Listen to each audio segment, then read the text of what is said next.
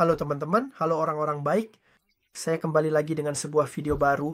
Selamat datang di kanal Kripto Maju. Teman-teman, hari ini kita akan membahas PP Coin. Ada beberapa situasi absurd yang terjadi di PP Coin, namun situasi-situasi ini hanya bersifat sementara. Ini tidak akan pengaruhi kita jangka panjang. Ada pidato dari Ketua Fed. Fed mempertahankan suku bunga tetap. Dan dalam pidatonya teman-teman, Ketua Fed menyatakan bahwa risiko saat ini berada di tingkat rata-rata, artinya tidak akan meningkat atau menurun secara berlebihan. Ia juga menyebutkan bahwa mereka akan bertindak sesuai dengan data yang masuk secara umum.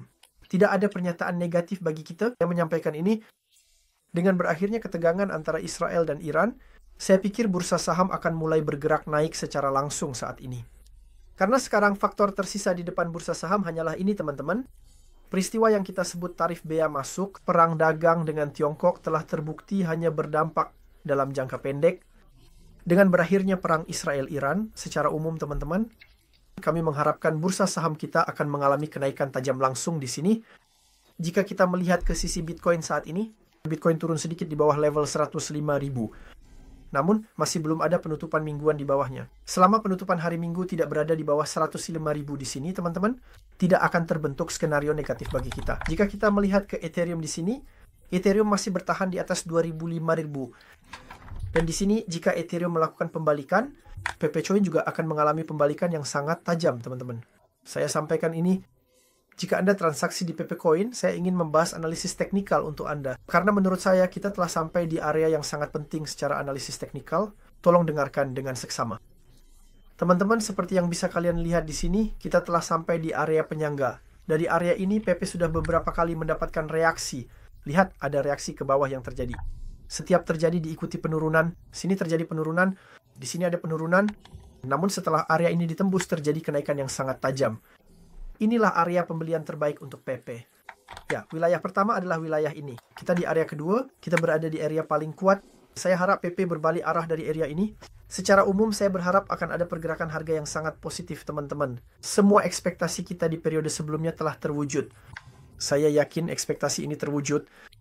Pada pergerakan yang terjadi di masa lalu, pergerakan jangka pendek yang kita harapkan sedikit bergerak ke bawah.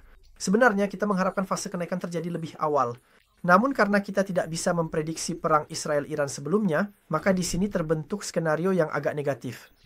Namun teman-teman, saya pikir berita-berita ini juga akan segera meredah dan perang Iran-Israel pun akan segera berakhir. Apa ekspektasi kita dalam skenario umum? Dalam skenario umum, saya memperkirakan bahwa setelah berita perang ini berakhir dan Ethereum kembali dari level support 2900, akan terjadi pergerakan kenaikan yang sangat tajam.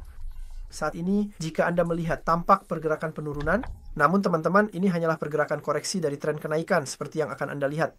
Setelah itu saya mengharapkan pergerakan yang tajam. Apa terjadi jika terburuk? Dalam skenario terburuk, mungkin kita akan turun hingga ke kanal bawah ini. Namun, itu tidak akan berlangsung lama. Skenario umum akan bergerak naik. Teman-teman, saya ingin mengingatkan, kami membagikan bonus $20 di Bursa Max.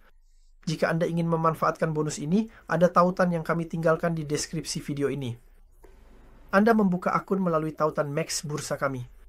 Verifikasi identitas, setelah Anda melakukan ini, bonus Anda akan langsung masuk ke akun Anda. Selain itu, teman-teman, kami juga akan memberikan hak kepada Anda untuk melakukan transaksi tanpa komisi. Jika ada pertanyaan yang ingin Anda tanyakan di sini, silakan tulis di bawah, teman-teman. Saya membaca komentar-komentar Anda. Jaga diri kalian baik-baik. Sampai jumpa.